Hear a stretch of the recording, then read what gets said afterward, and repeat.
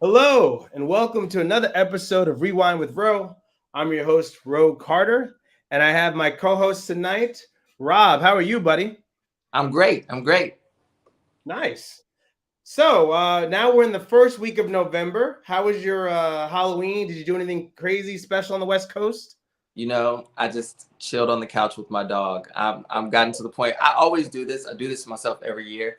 I'm like, okay, 2 months in, I'm 2 months before Halloween. I'm like, I need to start planning a costume. I'm gonna do an epic costume. And then 2 weeks before, I'm like, okay, I started planning this 2 months ago, but I have bought zero items for this Yeah. epic costume. And then 2 days before, I'm like, do I really want to go out? I don't. You're an I old don't. soul. You're an old soul. So I bought a bottle of wine and I chilled on the couch with my dog. Do you dress your dog up? Or are you No. not one of those people? No, I don't. She's like me. She doesn't want to put on a costume and go out. She would rather just stay in on the couch and have a glass of wine. Have you, you look doggy wine? That's funny. What did you do, Rob? What did you do? Yeah, so I ordered a costume. I was ready to go. I've been planning for this costume for a while. I wanted to do it last year, but it needed a good audience. And for me, I love Halloween. It's one of the only days where no one can judge you whatever you put on, unless you do some racist stuff, which people still wind up doing. But that's a whole nother conversation. Anyway, um, so I usually pick iconic black figures, but like comedic wise, right? Or just like music or acting. So I've Hmm. been Prince before. I've been Mr. T. Oh yeah. Trust me, I go all out and everything. Rick James, that was great. And people were feeling my booty with the tight pants. That was a tough one, but but I like just going out there and having a good time. So if you ever seen the original Fresh Prince of Bel Air with Hmm. Will Smith, there's an episode called "You Are My Sunshine," and he dresses up because he has to graduate, and he's with these kids. And so at the end of the show, they sing "You Are My Sunshine," and he has to wear a whole green outfit, and he's dressed as a sunflower, but he has shades on and like a tutu and like Timberland boots. And I was like, "Oh, I'm ready!" So I ordered it, and I didn't say to put it inside my house, so they left it on the stoop, and someone stole my outfit. What? Yes. I hate So these package thieves. There's right, nothing worse than a and I'm like, thief. what are you gonna do with green tights? And I'm like, seriously, what you They're gonna doing? throw them in the trash. That's it. That's it. You open it up like this is stupid. Yeah, put it back. I would I will appreciate say they open it and then put it back.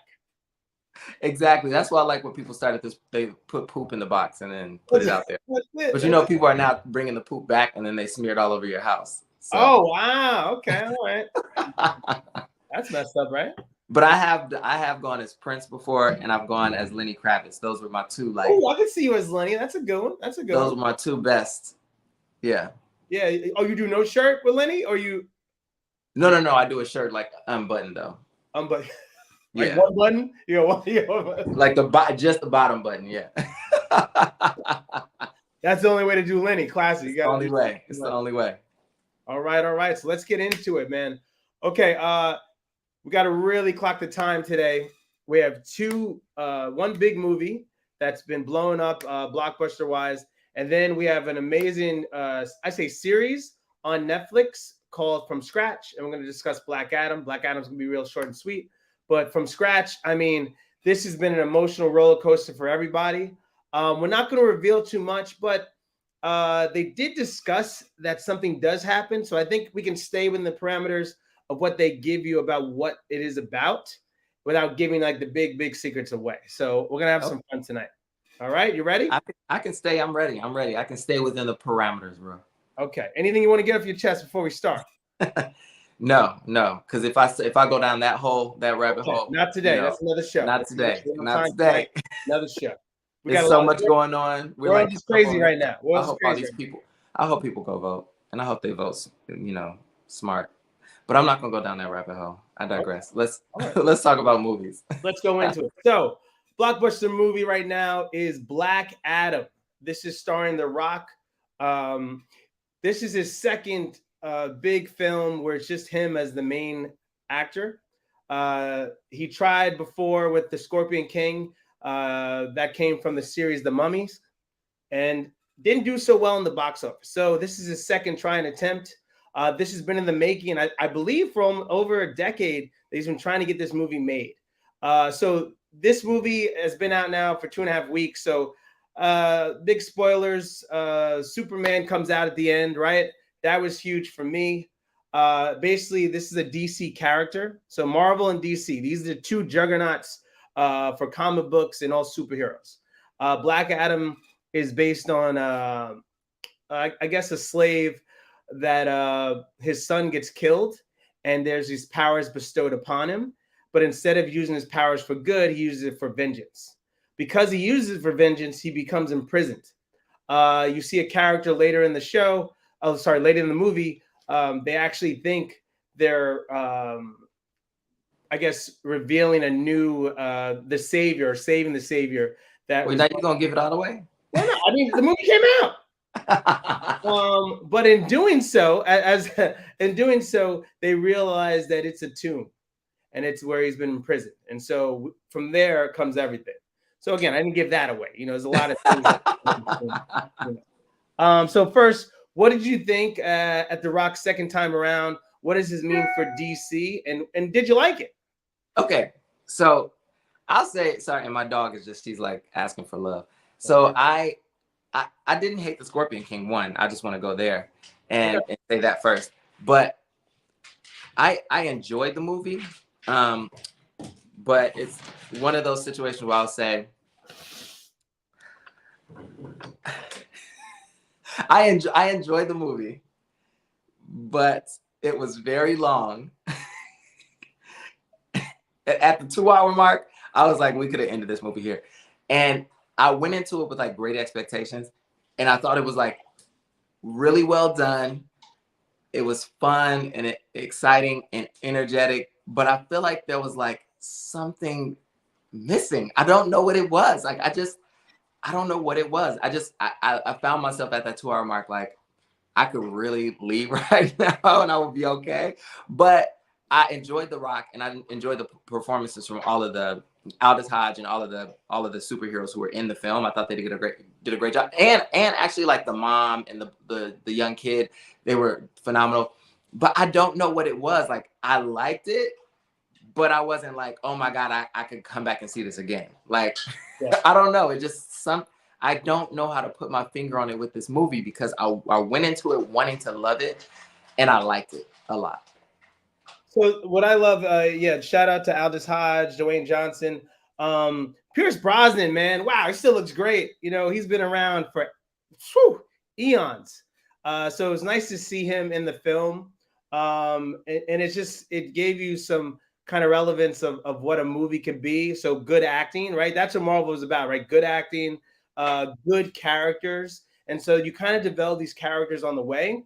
You don't know who's going to be around, if there's going to be a sequel and stuff like that, but they give you a feel of like what they're looking to do and what they're about. Viola Davis plays a role again in this film. She kind of is putting the team together slowly. So you've seen her in other films in DC. So you see her kind of round everybody up again. Henry Cavill, who plays Superman, he shows an appearance at the end, which was amazing. That was like, oh my God, like that actually helped me. So where you're at, Robin, saying I needed something more. If it wasn't for that surprise later, I don't know. Yeah, I would be probably in the same space with you. It's tough now, right? I think we've gotten so like beat up upside the head with superheroes. So it's hard to see a new one unless you're really, really kind of changing the landscape. I think everybody's waiting for Wakanda, right? Wakanda Forever. But right now, man, I'm saving my energy for that superhero movie. But respect to The Rock, the movie did amazing in box office, 256 million within its first week coming out. So that's a huge box office win for him. That just shows The Rock, can continually changes the landscape of Hollywood. It's not what it used to be. Anybody can come out, no, not anybody, but anybody can come out and create their own path, I should say. And it's nice to see him do that. So shout out to all the people of color that are in this movie. Muhammad Amir, he's a comedian. He has a show on Netflix. He was hilarious in this movie. So there is some comedic relief. The Rock is still on his funny. There's some one-liners in there that are great. So we're going to change it up a little bit, Rob. 1 out of 10, Tell me what you, because 4 you give me, yeah. So 1 out of 10. So we're out of 10 now. Yeah, 1 out of 10 now. That's what we're gonna do going forward. Your 4 is killing me every time. So 1 out of 10. What would you give this movie? And would you recommend it? I would recommend it. Again, I love The Rock, and I think he did a bang up job with this film. It's really good. I just feel like there was something that I was like yearning for that wasn't there. So I'm gonna give it a 7.5. But I did like it. I liked it. I don't want people to think it was like an awful film. It was not. It was great. It's worth going to see it. And it's one of those films I would say go see at the movies, so you can get that big, definitely big screen, like big sound experience. So it was worth it, and it was good. Like it was worth the $200 that I spent at the movie theater. But because it's like $20 ticket. A glass of wine is $20. A thing of popcorn is $10, and then you got to get something. You got to sneak your wine in. So you messing up. That's what you got. You got to sneak your wine in. The other stuff you buy, you got to sneak your wine in. Just sneak a whole bottle of wine in. Not a bottle. They got the small stuff now. That's true. I could get the little splits. That's the little it. splits of wine. I'll do. Yeah. We don't recommend this here at Black Film. This is my own. Not endorsed by Black Film. Not endorsed by Black Film at all. Anyway, I give it. I'm about a 7.5 as well. I think just because I've been beat up in the head with superhero movies. Let's say if it was a standalone and I didn't have Marvel and all that stuff, I probably would score it higher. But I think it's hard to really separate yourself from all that again, just because it was just like superhero. It was just so much, and then especially during COVID, just that break and trying to figure things out. So standalone movie, I would definitely give it 8.5. Because of all the universe of all superheroes, I give it a 7. Yeah, right. there's so much superhero out right now that's like, whoo. Yeah, need a break. 10s.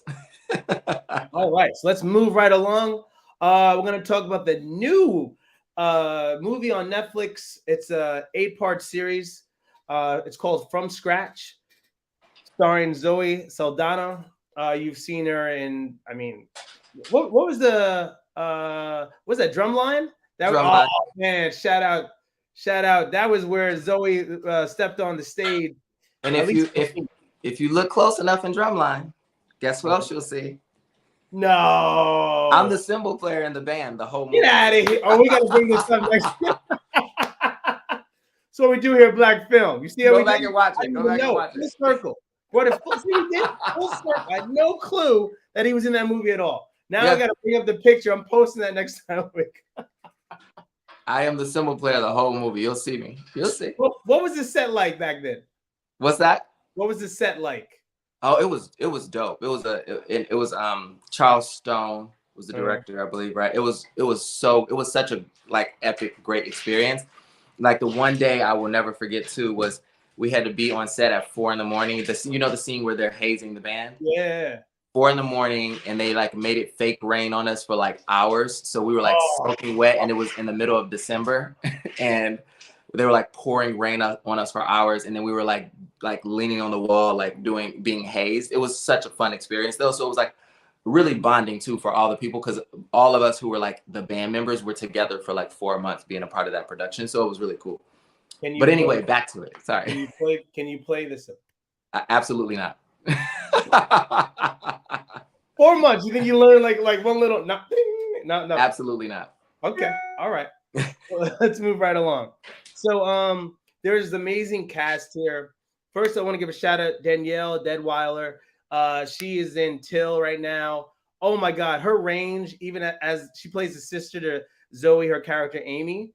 Her name is Zora in the film. She is amazing. So much range. I mean, you really see her. Like, I just thought about Till. I was like, wow, she has so much range, because I can see her in so many roles. So I think this is just a tip of the iceberg. She's gonna blow up. She's gonna be huge. This is her year. Kalita Smith. Oh my God, Bernie Mac show. She was the mom. I was like, oh, I know her. I've seen it. So that was beautiful. Keith David, who plays the dad. I think that's who I'm gonna be when I get older as a dad. That's who I am. I'm just an old nonsense dad that just like, and that's what I love about him. He's been in so many great films. behind the scenes and animation. He's just a living Black legend. You know, I love to interview him one day. I would love to. And then who else? Uh, uh, Oh yeah, what's her name? Judith Scott. yep, Judith Scott. Plays his wife. She's been Maxine. in the industry for a minute. So you see some new characters. This movie takes place in Florence. Have you ever been to Florence? I have. It is my favorite city in Italy. I was about to say the same thing. So we're bringing this full circle, people. Full circle. Rob lives in California. I lived in California. We've both been to Florence, and we're both Black. This is crazy. Except I haven't. You know, I didn't date an Italian person in Florence, but you know, I get it. So this story is about Zoe taking a break from school. She's supposed to go to law school, but she wants to take a break. She goes to Florence and just tries it out. In doing so, her passion is art, and she takes a class there, and in doing so, she meets an amazing chef, and he whisks her off her feet through his food. And then she has an opportunity to stay, and she does. And through that, they build a relationship, and she eventually brings him to California. And we learn all about love, food, ups and downs of relationships, and someone going through a tragic part of their lives. First, you know, I want to break down each chapter. Mm-hmm. But what do you think of the film just off the bat? Two things first. I also have to shout out Terrell Carter, who plays Danielle Detweiler's boyfriend. He's a friend of mine. So, that's awesome to see Terrell there. And then also, I didn't realize as I was watching the show, because I didn't read the book, that this is actually based on a book that was written by a Black woman named Tembi Locke. And so she took the story to Netflix with her sister, whose name is Attica Locke, and they actually brought this production to life together. So it's two Black women that are behind this film too. So I just think we should also shout them out and say that was amazing. And I think this story is so good. And when I started watching, I was like, why is everybody on Twitter crying and putting up what is everybody doing? There is no way I'm gonna watch this show and be crying like somebody's fool on the couch. And when I tell you, I have never Viola Davis ugly cried on my couch like that. I could not stop myself from crying. And the more I tried to stop myself from crying, I was like, somebody turn these waterworks off, because this is ridiculous. I look crazy. I don't know if somebody outside my window. I don't know if my camera's gonna turn on and people gonna pass this around the internet. I could not stop crying. It was crazy. This is so well written and so well performed. Zoe Saldana better get somebody's award for something for this, because she put it down. And I tell you, like, they take you on an emotional roller coaster of falling in love with every single person in this film, from Amy, who's played by Zoe Saldana, to Lino, who's played by, I don't want to know if I'm gonna say his name right, Eugenio Mastrandrea. But they all are, these characters are all so lived in, and you fall in love with them, and you fall in love with every aspect of these people, because the show not only, like you said, delves into like love and loss and like food, but it also talks about like race and socioeconomic status, and how those things affect like your ability to love and your ability to pursue your dreams and your ability to like expand yourself beyond what people in the world expect of you. And it was just so well crafted that by the end, you cannot, I challenge anyone to record themselves watching this series and not cry, because you can be like the machoest man I've ever met in my life, and I guarantee you're gonna be folded up on your couch sobbing. It's like you cannot stop yourself. It is like, so it's because it's so well crafted, the way the journey they take you on. So that's I think if it's not for the journey, right, you don't really get that emotional tie. And that journey is huge, right? Because you're learning about his family, her family. I think we all have a piece of this, right? It's like if you're black, if you're white, male, female, how close you are to your parents, if you have kids, if you lost somebody to an illness, all of this is compacted into this movie, and you really go on this trip, and it's freaking Florence, which is I tell everybody, if you've never been to Florence, it is amazing. That's one of my favorite cities. I always ask people like 2 cities you can go in Europe. I was like, I would go to Florence, and I love Copenhagen. It's 2 of my favorite places that I've been to, and I'm like, oh my god, just great time, and always just good people. And so I love that this series, it dealt with race, but in such a beautiful way, and it felt black, right? And I was thank you for mentioning that earlier, that the sisters were black and they wrote this, because it had a black feel, right? Like the sisters, their relationship, the parents, their relationship, the eye rolls, all this stuff was just like, you can feel that energy of like, that's a black household. Yeah. One of my favorite moments was like Thanksgiving. The person they're like, what the hell is this? They start clearing that table. He's trying to, we're just going to talk about it. We're not going to go, let's just talk about it. Yes. So there's let's give a couple of our favorite scenes. So one of my favorite scenes is now they're in California. She's inviting her family over for Thanksgiving. So he is meeting the family for the first time. And so he's a chef, but it's black folks. We have certain plates that we make for Thanksgiving. And if you try to divert from the plan, it's not going to go right. We're not going to like you. Okay. You can't do that. And so you kind of see him struggle. Like, yeah, he's a fish out of water. He doesn't know anybody there. He's trying to succeed. Imagine you being so great where you come from, and then you go to a whole different place and you're a fish out of water. You don't know what you're doing. Is this making sense? And all you're doing this for someone you love. So that love story was, this knocks, let me tell you something, people. If you like The Notebook, if you like Love Jones, if you like all this, throw those movies out. This movie right here, this series, woo, up and down. And I was like, at one point, I'm like, I don't want any more. And then I was like, I do want more. I do want more. You know what I'm saying? Because it's long. It's 8 freaking chapters. And you're like, all right, is this over yet? And I was like, because I can't take any more emotional stuff. And then it keeps on coming back. So sorry, that's enough. I've been rambling on. But Rob, you tell me what you think and kind of your favorite moments in the film.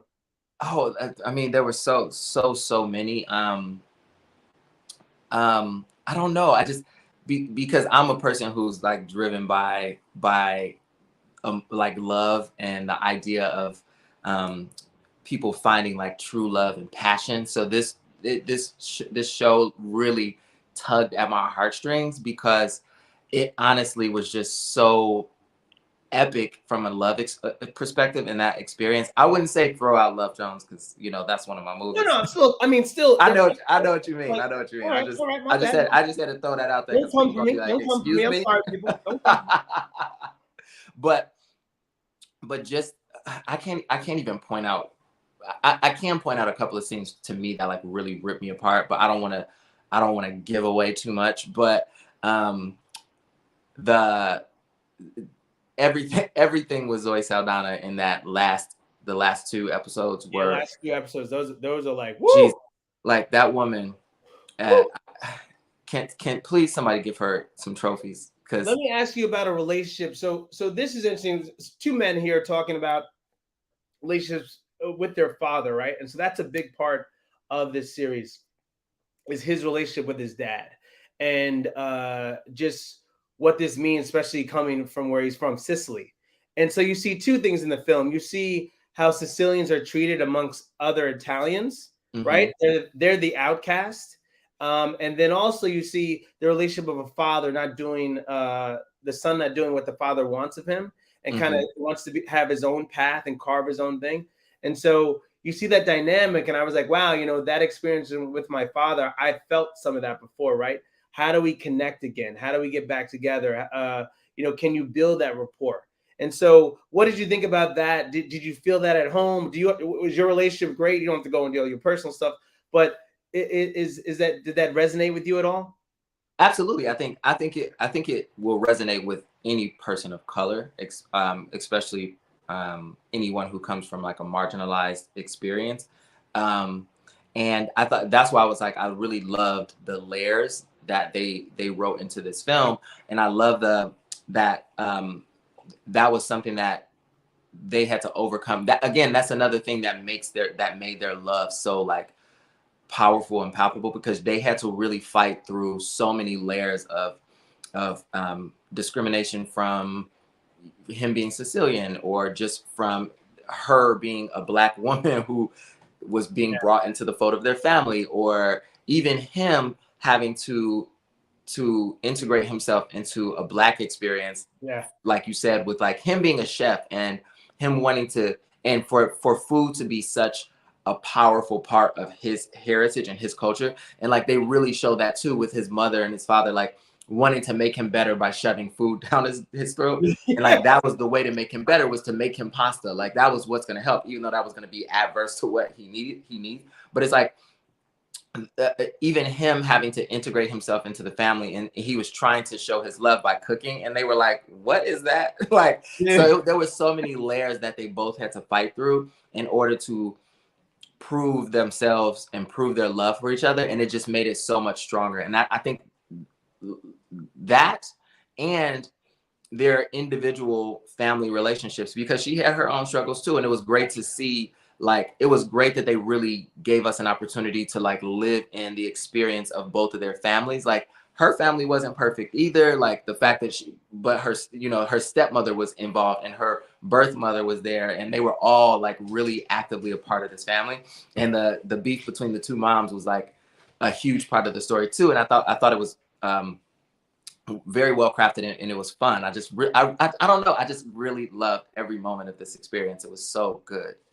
And another part was career change, right? We go through these career changes, some for the good, some for the worse, you know, finding that passion of like, hey, I want to have this job where I love it, and I love going to it every day, or that want the job that's still good, but it pays me a lot more, you know? And so I love that, right? That's a part of growth, making these sacrifices in your life for the ones you love, or wanting to be able to do anything you can do.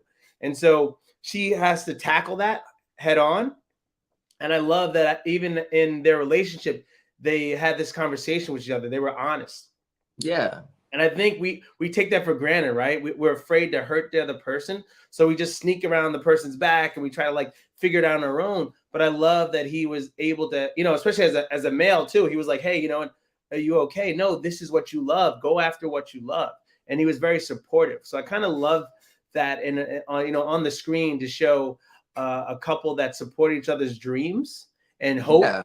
And to your point, it was also great that they showed the reverse of that too, because they showed where there was struggle in the relationship, where there might have been like jealousy from the perspective of one person in the relationship having a closer relationship with like another family member, and them not having the same amount of time because they may have to give their time and energy to work, and like the jealousy of seeing your spouse interact in a like flirty way with other people, even though there may not be anything going on. Like you take that energy and you create in your head what you believe it is. And I know we all have a tendency to do that at some point in our lives. And I thought they did a really great job of showing like the love in the relationship, and then the pain in the relationship, and then the pain of loss. And then like they showed everything so well. It was again, I don't think there is a person alive who can sit on their couch and not sob. And it's almost like looking in the mirror, right, in your life. Like we've all done that. And I love that we were able to see that, like, oh shit, yeah, I've done that one time. I thought about that way. I was like, yeah, I am crazy. Like, what am I doing? Like, I don't, you know, I like films and just things when you watch sometimes like, oh man, yes, that's me being silly. I should just respect and love and just keep it going. So I love that we had a minute to kind of reflect to ourselves when watching this and kind of going from there. Last thing I'll talk about to round it off, the food, ladies and gentlemen, the food. Listen, I'm going to tell you right now, if I could watch it again, I would order pasta. I would find your favorite Italian place in your area, in your neighborhood, and order just everything, and just have some wine, because that's what it was, man. It was like I wanted comfort food, and I wanted to eat my whole kitchen, you know, when I was watching this. So you're gonna be snacking on some stuff, but the food looked amazing, and I love that for me personally, I'm very like about certain things. Sushi's. I'm not a big fan of sushi, but I love Italian food. Growing up in Staten Island, if you don't like Italian food, you're not really gonna move that far with the friend zones there. But having, I mean, I remember I dated a girl and on Christmas, you do the 9 fishes. I'm not a big fish fan, but you have 9 different fish plates. And I was like, this is crazy to me. I was like, we're still having more food. And like, I felt that energy. Like, no, it's like a big family, like area, like, come on in. Everybody's going to have more. We're just going to keep on eating. I was like, this isn't healthy, people. It's not good. But it's great. It doesn't matter. Put some meat on your body. You look too thin. Like, it reminded me about everything in my childhood growing up in Staten Island, the good parts of that. So it's a beautiful film. Any last comments you want to give on it? Yeah, I think another beautiful through line that I felt came from this movie was